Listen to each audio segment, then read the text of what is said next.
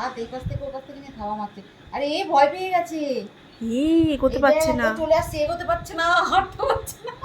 এমনি হাঁটা শিখিনি, তার মধ্যে হাঁটতে পারছে না। ওইটুকুটুকু বুনু তাও যদি মারে। তুমি ভয় পাচ্ছ? মিঠাই তুই কেন মারছিস মা ওকে?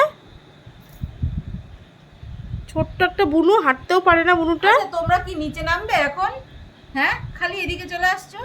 মা আছে তো ওখানে, মার কাছে যাও না একটু। চিকু কি করে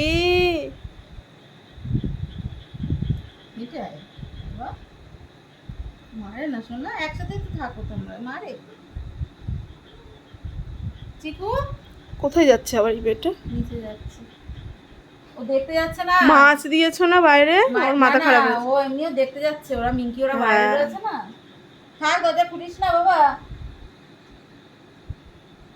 আর তোমরা অনেকেই আমাদের কেলুর জন্য, মানে যে কালু যে ছিল, আমাদের ভিডিও করেছিলাম কালুকে মেরেছিল, কালুর জন্য তোমরা অনেকেই অনেক ভালো কমেন্ট করেছো, কিন্তু তোমাদের বলা হয়নি। কারণ আমি আমি মানে কিভাবে বলবো আমি নিজেই ভাবতে পারছি না যে কালু আর নেই। কালু 4 দিন খুব অসুস্থ ছিল, আমি কোনো ভিডিও করিনি, কারণ আমার আমার মানে বাড়ির অবস্থাও এমনি খুব খারাপ ছিল। আমার হাজব্যান্ডের একটা অপারেশন হয়েছে, যেদিন অপারেশন হলো সেদিনকে নার্সিংহোমে বসেই খবর পেলাম কালু খুব অসুস্থ, একজন ফোন করে বলল। তারপরে রাতে বাড়ি এসে কালুকে নিয়ে আসলো আমার ছেলে, নিয়ে এসে সঙ্গে সঙ্গে স্যালাইন ইঞ্জেকশন ট্রিটমেন্ট যেটা করার শুরু করলো, কিন্তু 4 দিন ও ছিল ওইভাবেই, তারপরেই 4 দিনের দিন মারা গেল।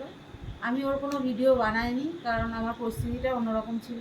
এদিকে ঘরের পরিস্থিতি খারাপ, এদিকে কালুটা ওরকম অবস্থা, আমার একটু মন মেজাজ ভালো ছিল না। আর ও সব থেকে ঠান্ডা ছিল, মানে এতগুলো বাচ্চার মধ্যে 7টা বাচ্চার মধ্যে কালু ছিল সব থেকে ঠান্ডা। ওকে মানে সবাই ভালোবাসত। কালু চলে গেছে, সবারই মন খারাপ। তো তোমরা অনেকেই কালু চলে যাওয়ার পরেও তোমরা তো জানো না, তাই কালুর জন্য কমেন্ট করেছো, আমি বলতে পারছি না। তো আজকে আমি বলে দিলাম যে আর কমেন্ট করো না, কারণ কালু আর নেই, কালু চলে গেছে আমাদের ছেড়ে। আর কি বলবো। আর এই দেখো ভিডিও করতে বসেছি এখন, এই দেখো আর একদিন চলে এসছে খেতে, এখন মানে 1টার বেশি বাজে। ওই যে সে ওই ডাকছে। পাশে চালানোর পরে এসে ডাকছে। ও মানে ও রাত 1টা, 1:30, 2টো, 2:30, ও যখন খুশি ও তখন আসবে। ও জানে যে এরা জেগে থাকবে আর আমি খাবারটা পাবো।